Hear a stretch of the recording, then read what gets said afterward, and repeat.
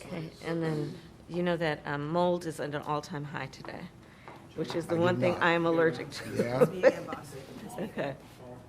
Pollen is down, mold is up. mold is up. You know, I know that as a matter of fact, because I was watching CBS this morning. They There have you the go. little streaming, now that I think about it. Learn something new every day. Indeed. See you, Chris? I'm gonna just snap it once. Good? Yep. Coming around. Done? Yeah. Got it on both? Okay, so we need to clear the background? Good, done? Yes. No problem. Just do what you need to do.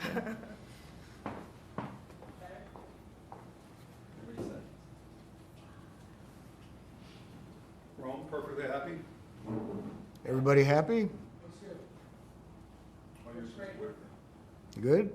I'm good. All right. Well, Madam Vice President, one, thank you for doing this. Of course. And thank you for inviting us into your home. Of course. We're going to be running this on the anniversary of the Hamas attack Yeah, on Israel. October 7th. So let's just start with Hang on Israel. 1 second, Bill. Yeah. Sorry, we had someone in the background. I'm afraid you're gonna have to re-ask that. Okay, whoever's in the dining room? It was me. Okay. So yeah, just to start with Israel. Okay. The events of the past few weeks have pushed us to the brink, if not into, an all-out regional war in the Middle East. What can the U.S. do at this point to stop this from spinning out of control? Well, let's start with October 7th, because obviously what we do now must be in the context of what has happened. And as I reflect on a year ago, and that 1,200 people were massacred, young people at a festival, at a music festival. 250 hostages were taken, including Americans. Women were brutally raped.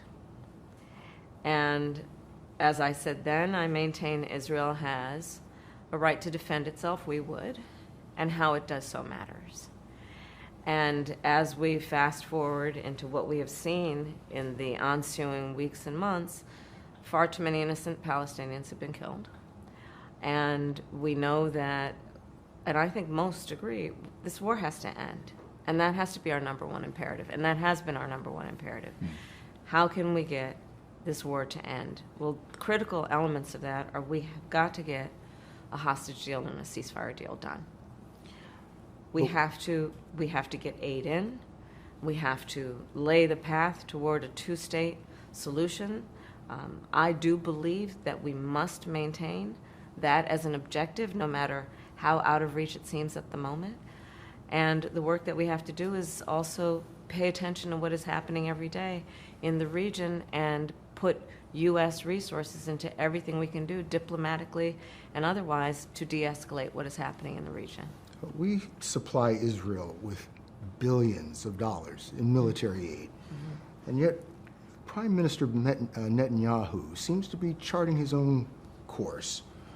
The Biden administration, the Biden-Harris administration, has pressed him to agree to a ceasefire. He's resisted. You urged him not to go into Lebanon. He went in anyway.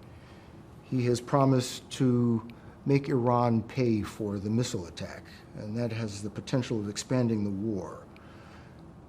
Does the U.S. have no sway over Prime Minister Netanyahu? Well, let's start with this. On this subject, the aid that we have given Israel allowed Israel to defend itself against 200 ballistic missiles that were just meant to attack the Israelis and the people of Israel. And I think that is the most recent example of why what we do to assist in their defense around military aid is important. And when we think about the threat that Hamas, Hezbollah presents, Iran, I think that it is without any question, are imperative to do what we can to allow Israel to defend itself against those kinds of attacks. Now, the work that we do diplomatically with the leadership of Israel is an ongoing pursuit around making clear our principles, which include the need for humanitarian aid, the need for this war to end, the need for a deal to be done which would release the hostages and create a ceasefire. And we're not going to stop in terms of putting that pressure on Israel and in the region, including with other leaders in the region, including Arab leaders. But it seems that Prime Minister Netanyahu is not listening. The Wall Street Journal said that that your administration has repeatedly been blindsided by Netanyahu. And in fact, he has rebuffed just about all of your administration's entreaties. Well, Bill, the work that we have done has resulted in a number of movements in that region by Israel that were very much prompted by or a result of many things, including our advocacy for what needs to happen in the region. And we're not going to stop doing that. We're not going to stop pursuing what is necessary for the United States to be clear about where we stand on the need for this war to end. Just one last, do we have a real close ally in Prime Minister Netanyahu? I think, with all due respect, the better question is, do we have an important alliance between the American people and the Israeli people? And the answer to that question is yes. And we are going to do what is important to support whatever leadership is in Israel that is defending the security of the state of Israel. Let's shift gears here. Most basic of questions. Why do you want to be President of the United States? There are many reasons, but probably first and foremost, I truly believe in the promise of America. I do. And I love the American people. You know, we are a people who have ambition and aspirations and dreams and optimism and hope. If you look at the character of who we are and how we have achieved the strength that we have achieved, I believe in large part it is because of our character and our belief in the promise of America. And I'm running for president because I want to do everything that is possible to create an opportunity for people to achieve those goals, those ambitions, and those dreams. And that is why you will hear me talk about my plan for an opportunity economy, to invest in what we can do, not only to bring the cost of living and prices down for folks, because even though we've achieved a lot of success, prices are still too high. You know it, I know it. But what we can do to invest in the innovation that is happening in startups and our small businesses, what we can do to invest in the industries of the future, what we can do to maintain America's strength in the global context. But that's why you want to run. That's why you want to be That's why I'm president. running. That and some other reasons. But you're asking the American people to make you the most powerful person on the planet. Why do you deserve the American people's votes? Well, first of all, I have a career and a history of being very clear that I think of my role of leadership, and in particular now for the last 4 years as vice president and moving forward as president, if the voters will have me, as being a leader on behalf of all Americans. As you know, I spent the majority of my career as a prosecutor. And I'm going to tell you, I never asked a victim of crime, a witness, whether they were a Democrat, are you Republican, are you an independent. The only thing I ever asked folks is, are you okay? And I believe that America deserves a leader who works on behalf of all Americans and understands the importance of knowing that the vast majority of us have so much more in common than what separates us. And my career and my work has always been about being grounded in common sense approaches to getting things done. And when it comes to what we need to do as it relates to national security, we just had that conversation. That includes understanding and respecting the power and the strength of the United States of America and our then responsibility to be a global leader, to nurture and strengthen our alliances around the world, to respect the U.S. military and its most noble mission, to do the work of appreciating alliances, be it NATO or others, to do the work of pursuing diplomacy when it is in the best interest of our national security and prosperity. And my experiences tell me not only that those must be priorities of the United States of America and the President of the United States of America and the Commander-in-Chief of the United States of America, but also all of those experiences tell me that the American people in this election have a clear choice. Because on the other side of the equation, we are looking at the former President, Donald Trump, who has shown himself to be, when he was a commander-in-chief, someone who gave away America's standing in terms of our principles of standing up to dictators and autocrats. You see how he compliments Putin even today. Someone who was prepared to walk away from our alliances. NATO is the strongest military alliance the world has ever known. We have seen someone in Donald Trump who openly criticizes the United States military, men and women, who are prepared to, at great sacrifice, serve our country and defend the principles upon which we were founded. He calls them suckers and losers. But Madam Vice President, a quarter of registered voters still say they don't know you. They don't know what makes you tick. And why do you think that is? I mean, you have been vice president for almost 4 years. You've been on the national scene for longer. What's the disconnect? It's an election, Bill. And I take it seriously that I have to earn everyone's vote. And that's why I'm traveling our country. I've seen you in a few states in the last couple of days. I am talking with folks where they live. I am listening to folks and working to earn the vote of every American. This is an election for President of the United States. No one should be able to take for granted that they can just declare themselves a candidate and automatically receive support. You have to earn it. And that's what I intend to do.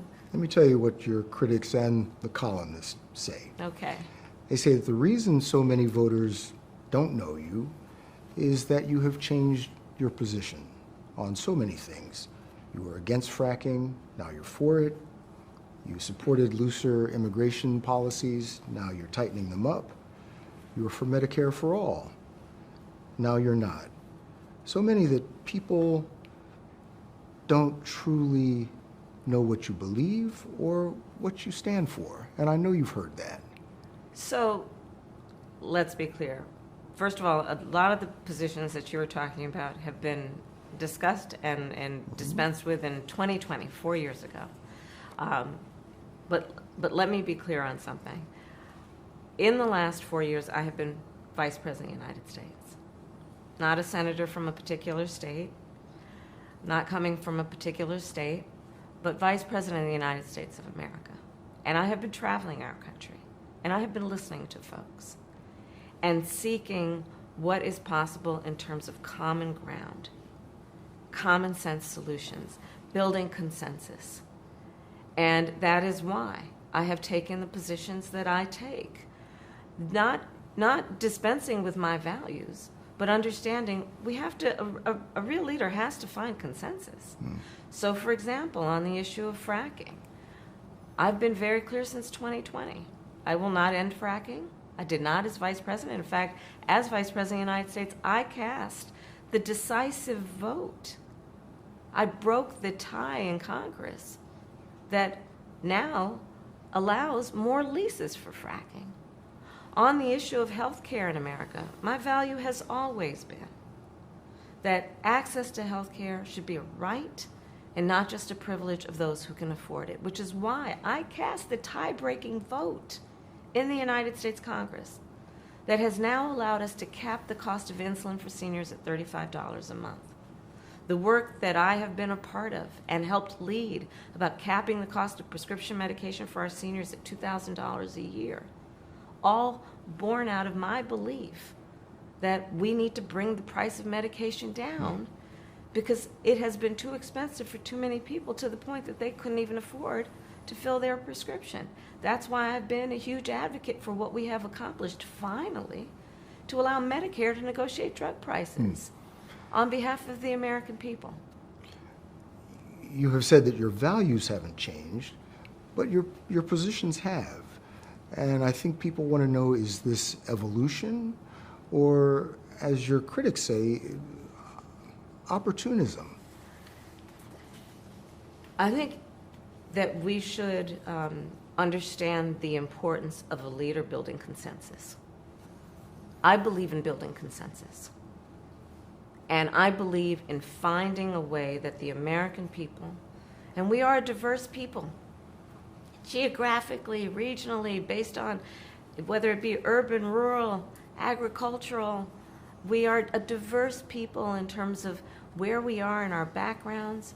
And what the American people do want is that we have leaders who can build consensus, where we can figure out compromise and understand it's not a bad thing, as long as you don't compromise your values, to find common sense solutions. And that has been my approach.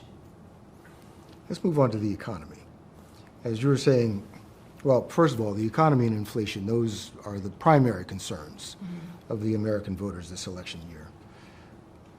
You just got some blockbuster jobs report, a blockbuster job report the other day. And there are lots of signs that the American economy is doing very well. Better than most countries, I think. But the American people don't seem to be feeling it. Groceries are 25% higher than when you took office. And people are blaming you and Joe Biden for that. Are they wrong? So you are correct that under our leadership, the United States of America has recovered and is stronger than any other so-called developed nation in the world, in particular after the crisis that was the pandemic. And understand, we came into office facing a disaster in large part because of the mismanagement of the former president, Donald Trump, where the economy was in a slump. People were dying by the hundreds. It was a real crisis.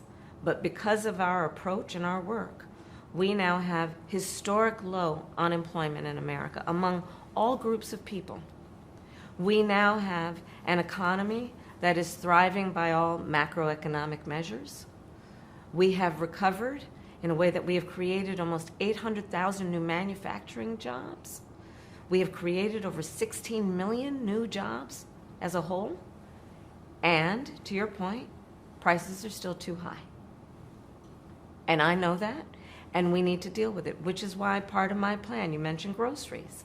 Part of my plan is what we must do to bring down the price of groceries.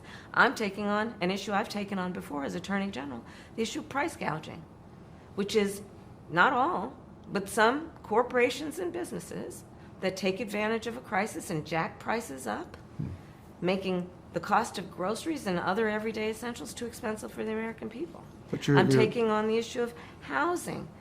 It's a big issue in our country. It's too expensive. There were generations before us that believed they could achieve the American dream, which included home ownership. Now I travel our country. I talk to young people every day.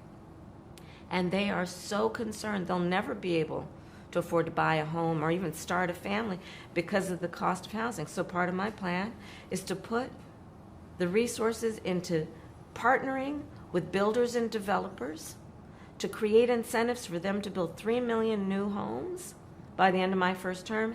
And my plan includes giving first-time home buyers a $25,000 down payment assistance so they can just get their foot in the door. Well, let's talk about that. You want to expand the child tax credit. Yes, I do. You want to give tax breaks to first-time home buyers. Yes, And people starting small businesses. correct. But it is estimated by the Nonpartisan Committee for Responsible Federal Budget that your economic plan would add $3 trillion to the federal deficit over the next decade. How are you going to pay for that? Okay, so the other economists that have reviewed my plan versus my opponent, because this is an election and there are two choices. Everyone from Goldman Sachs to Moody's to 16 Nobel laureates. So on the first point, comparing my economic plan to Donald Trump's economic plan, they have reviewed it and determined that my economic plan would strengthen America's economy, his would weaken it. 16 Nobel laureates, Moody's, others, have determined after reviewing what Donald Trump is proposing that he would induce inflation, increase inflation, and bring about a recession by the middle of next year. But My plan, Bill, if you don't mind, my plan is about saying that when you invest in small businesses, you invest in the middle class, and you strengthen America's economy. Small businesses are part of the backbone of America's economy. But pardon me, Madam Vice President, the question was, how are you going to pay for it? Well, one of the things is I'm going to make sure that the richest among us who can afford it pay their fair share in taxes. Listen, again, my opponent, when he was president, issued a tax cut for people like himself, billionaires and the biggest corporations. My perspective is everybody needs to pay their fair share. It is not right that teachers and nurses and firefighters are paying a higher tax rate than billionaires and the biggest corporations. And I plan on making that fair. But we're dealing with the real world here. But the real world includes... How are you going to get this through Congress? You know, when you talk quietly with a lot of folks in Congress, they know exactly what I'm talking about because their constituents know exactly what I'm talking about. Their constituents are those firefighters and teachers and nurses. Their constituents are middle-class, hardworking folk who know that it is not right that hardworking people are paying a higher tax rate than the richest people who can afford to pay their fair share. So that's how we deal with it. But understand also that this is, yes, it is about how we pay for what we're doing, but understand it doesn't end there. My plan is actually about strengthening America's economy, not just netting zero. My plan is about doing what we can do for small businesses and startups. Right now, the tax deduction, Bill, for a startup, $5,000. In 2024, nary a person going to be able to start a small business with $5,000. So I'm going to extend it to $50,000. My plan is about what we need to do to, yes, expand the child tax credit, because for young families, for the first year of their child's life, $6,000 allows them to buy a crib, a car seat, and just be able to not just get by, but get ahead for that most critical stage of their child's development. We all benefit from that. We all benefit from that. I understand, but that sounds great. It does. It all sounds good, but the reality is these tax cuts have been in place for years. They're about to expire. Yes, and Congress has shown no inclination to move in your direction. I disagree with you. There are plenty of leaders in Congress who understand and know that the Trump tax cuts blew up our federal deficit and care about the deficit in a way that they know. We must address it by making sure that our tax policy reflects fairness, and again, understand none of us, and certainly I cannot afford to be myopic in terms of how I think about strengthening America's economy. And that has to include, where are we investing our resources in a way that we maximize the return on the investment? Let me tell you something. I am a devout public servant, you know that. I am also a capitalist. And I know the limitations of government. Part of the work I've always done and the work I will do as president includes engaging the private sector to join in what we can do, whether it be, again, tax incentives for builders or developers, or what we need to do to increase the work I've already done to get some of our biggest finance houses and corporations to invest in community banks to increase access to capital for small businesses. So all if- of this work must be done, but we have to have a holistic approach that is comprehensive. I guess what I was asking, if all of this makes so much sense, why has this not been done? You're dealing with a Congress that is divided, that many are in opposition to not only you but your policies. So how are you going to make this Bill, come true? if I approached my life as though, well, it's never been done before, therefore it cannot be done, I wouldn't be sitting here in this interview with you. That's the truth. But I do believe that we have to have leadership in our country as we turn the page on all of these sadly powerful forces that have been trying to divide us. We have to turn the page on that and chart a new way forward that is driven by building consensus and building common ground. Listen, you look at my campaign. I am supported by over 200 former members of Mitt Romney, John McCain, both President Bush, and even former President Trump's teams. I have the support of people Republicans who understand what is at stake in this election, be it as it relates to our democracy and our most fundamental principles. And I do believe, based on a collective understanding we have, that America's politics has to get back to the place of encouraging healthy debate, but not division for the sake of division. Just a couple more economic questions here. Sure. Donald Trump says that tariffs on imports, well, that would be the solution to all of our economic woes. You criticize his plan for tariffs, yet the Biden-Harris administration has left many of the Trump-era tariffs in place, especially when it regards China. And President Biden has, in fact, expanded some of those tariffs. Would you continue the Trump-era tariffs if you're elected? So part of the real problem that economists and others have pointed out about Trump's approach. In this election, he is advocating what is at least a 20% tariff across the board on everyday necessities and goods, which economists have estimated will cost the average American family more than almost $4,000 a year, more than what they're already paying. But everyday you've got tariffs. goods. But let me get to my point. On everyday goods, so a across the board blanket policy on tariffs for everyday goods and necessities.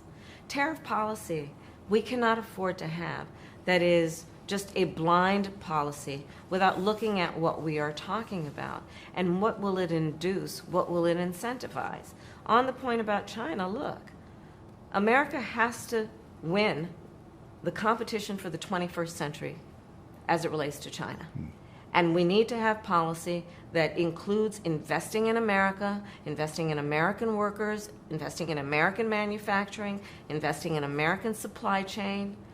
And that is, I believe, smart and important policy, not only for the sake of our security, but also our prosperity. So let's move on to immigration. You recently visited the southern border and embraced President Biden's recent crackdown on asylum seekers. And that crackdown produced an almost immediate and dramatic decrease in the number of border crossings. And you said you would take it even further.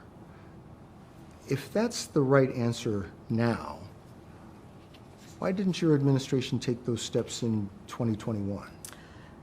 So we came into office, and almost hours, Bill, after our inauguration, the first bill we proposed to Congress was to fix our broken immigration system, knowing that if you want to actually fix it, we need Congress to act.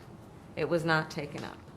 Fast forward to a moment when a bipartisan group of members of the United States Senate, including one of the most conservative members of the United States Senate, got together, came up with a border security bill, which I support. Well, guess what happened? Donald Trump got word that this bill was afoot and could be passed, knowing that it could fix part of the problem, and he wants to run on a problem instead of fixing a problem, so he told his buddies in Congress, kill the bill, don't let it move forward. But Madam Vice President, I've been covering the border for years, and so I know this is not a problem that started with your administration. Correct. But there was an historic flood of undocumented immigrants coming across the border the first 3 years of your administration. As a matter of fact, arrivals quadrupled from the last year of President Trump.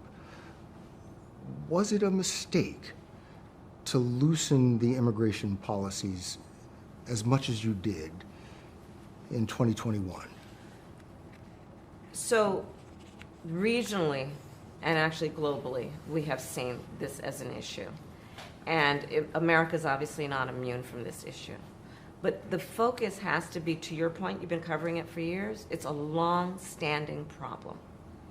And solutions are at hand. And from day one, literally, we have been offering solutions, which have not been picked up. And then when there was a border security bill, my opponent decided to run on the problem instead of fixing the problem. And understand what that bill would have done. That border security bill would have put 1,500 more agents at the border, which is why the Border Patrol Union supported it. It would have put more resources into stemming the flow of fentanyl. But that was which is just a this past scourge. year. That was just this past year. What I was asking was it a mistake to kind of allow that flood to happen in the first place? I think the policies that we have been proposing are about fixing a problem, not promoting a problem. Okay? But the numbers did quadruple And the under numbers your today, watch. because of what we have done, we have cut the flow of illegal immigration by half. But should you have done that? We Should have you cut have the done flow that? of fentanyl by half, but we need Congress to be able to act, to actually fix the problem. I was just at the border. I'm talking with these incredible men and women who are working around the clock, because again, they don't have the resources they need. We need an act of Congress who carries the purse to do it. Donald Trump told them don't act. I talked with the Border Patrol agents, some of the leaders. Part of the issue that they identified is we need more asylum judges. We need more processing of people who are coming to our border, and the resources aren't there. You know how those resources commensurate with the need get dedicated? Congress has to act. But I guess my question is, it's a pretty simple one. If this is the right answer now, what you tried to do with the bipartisan bill And what we this tried to do on spring. day one, Bill, and what we tried to do on day one, when we came in, first order of business before we did the Inflation Reduction Act, before we did, successfully, by the way, without one Republican vote, before we did the bipartisan infrastructure bill, before we passed the first meaningful piece of legislation to deal with gun violence in America in 30 years, the first thing we did was to offer a comprehensive solution to create a pathway for citizenship and for people to earn it, and to deal with what we need to do to put more resources to ensure that we are able to heighten our level of security at the border. So we do need to move on because our time is short, but I'm trying to understand how it is that with this emphasis on the border, the numbers of crossings quadrupled under the first 3 years of the Biden-Harris administration. How did that happen? There are a variety of factors that relate to what we have seen globally and what we are not immune from at our own border in terms of what we have seen in terms of surge of immigration and irregular migration. And there are solutions at hand, but we've got to have leaders who are solution-oriented, which we've been and are, and I am going forward, instead of leaders who want to make it a problem they can run on. It's talking about that person you're mentioning right now. You have accused Donald Trump of using racist tropes when it comes to Haitian immigrants in Springfield, Ohio, when it comes to birtherism, when it comes to Charlottesville. In fact, you have called him a racist and divisive. Yet Donald Trump has the support of millions and millions of Americans. How do you explain that? So let's just break down what you just talked about and talk about it in the context of the words that Donald Trump has spoken and the actions he has taken, and whether that is reflective of who we are as Americans, knowing we have so much more in common than what separates us. We have a former president who wants to be president again, who has a bouquet of microphones in front of him, who has said the most vile lies about a group of legal immigrants in Springfield, Ohio. And if I may, Bill, let me just say something. You know, from the time I was a prosecutor to attorney general to now vice president, I learned very early in my career, when the voters bestow on you the authority to have these positions, you must be very thoughtful about how you use that microphone in front of you. And, you know, when I was attorney general, the words I spoke could move markets. So the idea that the former president, who again is running to be president, would use that microphone in a way that is about vilifying and demeaning a whole population of people. You know what has happened because of that? One day when this happened was a school day, picture day for an elementary school. Picture day. You know what picture day is for our children? They get excited the night before. We put out the clothes they're going to wear. They go to school making sure their faces are clean and their hair is done. And they go to school for picture day. And you know what happened to these children? They had to evacuate that day because of the fear of the threats that were being issued in Springfield because of the words of Donald Trump. So I say that I'm glad you are pointing these comments out that he has made that have resulted in a response by most reasonable people to say it's just wrong. It's just wrong. So you have said you want to be the president of all the people. Yes. With so many people supporting Donald Trump, a man you have called a racist, how do you bridge that seemingly unbridgeable gap? I believe that the people of America want a leader who's not trying to divide us and demean. I believe that the American people recognize that the true measure of the strength of a leader is not based on who you beat down, it's based on who you lift up. And I have traveled around our country, and I've met with people of every background and walk of life, including people who have supported Donald Trump in the past, who say to me they're ready to turn the page, they're exhausted with what he has been doing and that approach, and they want to chart a new way forward for our country. So, was democracy best served by President Biden stepping down and basically handing you a nomination You didn't have to go through a primary process. You didn't have to fight off other contenders. That's not really the way our system was intended to work. So President Biden made a decision that I think history is going to show is rare among leaders, which was to put country before self. Excuse me.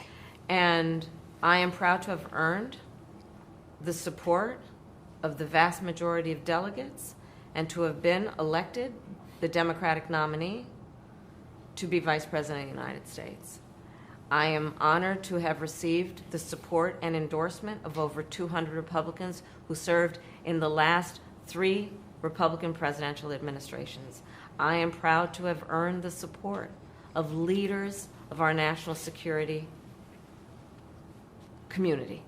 I am proud to have received the endorsement of leaders around this country from every background and walk of life to fight in this election over the next month for our democracy and the principles upon which it stands. What is at stake in this election? You mentioned our democracy, is whether we are a nation that abides by and respects the rule of law, and that we have a president who is the champion of following and respecting and upholding rule of law. But I would Not think that- someone who has been convicted of 34 felonies, who tried to overturn the free and fair election, which was the will of the people on January 6th. Not someone who has said he would be a dictator on day one. Not someone who has said, and these are his words, he would terminate the Constitution of the United States of America. But I think this truncated process is why people think or say they don't really know who you are. Well, Bill, there's no question. Look, I've been in this race for 70 days. And there is work to be done. It is, without any question, a short period of time. There's no question about that, which is why I'm traveling around our country. As I said earlier, I mean, you've seen me. I'm from one state to the next to the next. I don't know how many states I've been in this last week alone. Literally, I've lost count. So it is my responsibility to earn the vote. And I'm going to work to do that. 3/4 of the American voters, or likely voters, say that they are concerned about the possibility of election-related violence. And with 2 assassination attempts against former President Trump, the country seems near a boiling point. What can you do? What should you do to lower the temperature? Well, first, let's start with those attempts, assassination attempts on the former president. I was deeply disturbed, shocked, and shaken, frankly, when they happened. I called the former president to check on him. But it is really important that all of us speak loudly, regardless of who we're voting for, to say our differences have to be settled at the ballot box and not through violence. We cannot lose our soul in terms of who we are as Americans by resorting to violence to settle our differences, much less to make a decision about who's going to be the next president of the United States. Let's hit on some more foreign policy. There's a bug in here. Which foreign country do you consider to be our greatest adversary? Well, there are different reasons that we should be thoughtful about each. Most recently, I think there's an obvious one in mind, which is Iran. And look, I mean, Iran has American blood on their hands, okay? And what we saw in terms of just this attack on Israel, 200 ballistic missiles, what we need to do to ensure that Iran never achieves the ability to be a nuclear power, that is one of my highest priorities. So if you And have that must proof be. that Iran is building a nuclear weapon, would you take military action? I'm not going to talk about hypotheticals at this moment. What about China? China is strongly asserting its dominance, its control of the South China Sea, especially around Yeah. the Philippines. What is the U.S. responsibility for keeping China from simply taking over the South China Sea? Well, I have actually worked very closely with the leaders in the Philippines on just this very issue, and including the work that we are doing in terms of coordination between our military and training, and what needs to happen in terms of protecting the freedom of the South China Sea. China, first of all, we must win the competition for the 21st century with China. We must be able to compete and win. We should not seek conflict. But we have to understand that there are parameters in which we must operate that include ensuring, for example, that we protect American business interests. So say if What China we- attacks Taiwan, would we use military force to support Taiwan? Bill, I'm not going to get into hypotheticals, but listen, we need to make sure that we maintain a one China policy, but that includes supporting Taiwan's ability to defend itself, including what we need to do to ensure the freedom of the Taiwan Strait. But on the issue of China, we also, again, we cannot afford to have foreign policy that is myopic. We must be able to also, as it relates to China, continue to do the work that we have begun to deal with the flow of fentanyl coming into the United States. That's a real issue.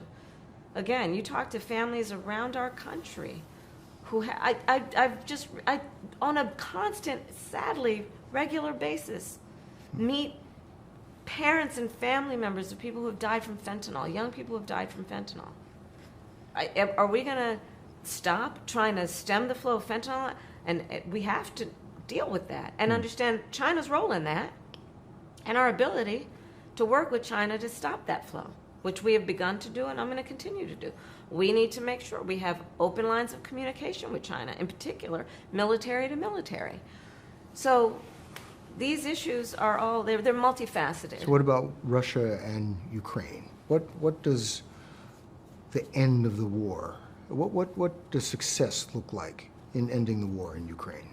There will be no success in ending that war without Ukraine and the UN Charter participating in what that success looks like. That being said, America must stand firm in being a leader in defending international rules and norms that include one of the most important, which is the critical nature and importance of sovereignty and territorial integrity. Would you meet with President Vladimir Putin to negotiate a solution to the war in Ukraine? Not bilaterally without Ukraine, no. Ukraine must have a say in the future of Ukraine. How about, as president, would you support the effort to expand NATO to include Ukraine? Those are all issues that we will deal with if and when it arrives at that point. Right now, we are supporting Ukraine's ability to defend itself against Russia's unprovoked aggression and doing what we can to continue to build and strengthen the alliance around the support for Ukraine's right to be an independent nation, free from having its borders forcefully taken by Russia. And we are going to continue to work closely with our NATO allies to continue to reinforce America's alliance in the context of NATO. Again, in this election, there's a real difference between me and the former president. I believe in reinforcing the strength of NATO, understanding, again, it is the greatest military alliance the world has ever known. Donald Trump would pull us out of NATO. Donald Trump, if he were president, Putin would be sitting in Kyiv right now. Let's be clear about that. He talks about, oh, he can end it on day one. You know what that is? It's about surrender. Achieving peace and an end to this war is not synonymous with surrender. Those two things are not the same. It's a hard left turn here, but you recently surprised people when you said that you are a gun owner And then if someone came into your That was house, not the first time They would get talked shot. about it. That's not the first time I've talked about it, but it's, So- I mean, I don't talk about it a lot, but so what kind of gun do you own, and when and why did you get it? I have a Glock, and I've had it for quite some time. And I mean, look, Bill, my background is in law enforcement, and so there you go. Have you ever fired it? Yes, of course I have. At a shooting range, yes, of course I have. And to just give you more detail, and I store it in a locked box, and it is safely stored, and as any responsible gun owner does. I'm getting the countdown here, but one last thing. You are sitting here with us. The Trump campaign canceled an interview that they had agreed to participate in this broadcast. What do you make of that? Listen, I think that, look, I think that your viewers have options in terms of how they're going to hear from him. And I invite them to watch what he says at his rallies. If he is not going to give your viewers the ability to have a meaningful, thoughtful conversation, question and answer with you, then watch his rallies. And what you're going to hear are comments about fictional characters like Hannibal Lecter. You're going to hear conversations suggesting that human beings are eating their pets. You're going to hear conversations that are about himself and all of his personal grievances. Words that are intended to divide our country is what you will hear, and what you will not hear is anything about you, the listener. You will not hear a plan about how he's going to make your life better. You will not hear a plan about how he's going to strengthen the middle class. You will not hear about how he is going to strengthen small businesses. You will not hear about how he's going to try to bring the country together, find common ground. And Bill, that is why I believe in my soul and heart the American people are ready to turn the page. You have said that the country is exhausted Yes. with the rhetoric and the finger pointing. How about you? Are you exhausted? I'll be exhausted on November 6th. Not now. Not now. Too much to do. Too much to do. Madam Vice President, thank you very much. Thank you. Thank you, Bill. Good to be with you. Oh, can we just get just a little bit of a question, please, so I can get it over the shoulder shot? Yeah. 1 second, just a second. Okay, thank you. You need me talking? Yes, sir. Well, we were talking about how you're going to pay for it. And I mean, I truly do mean it. Your plans are logical, make logical sense. The way Washington works is not logical.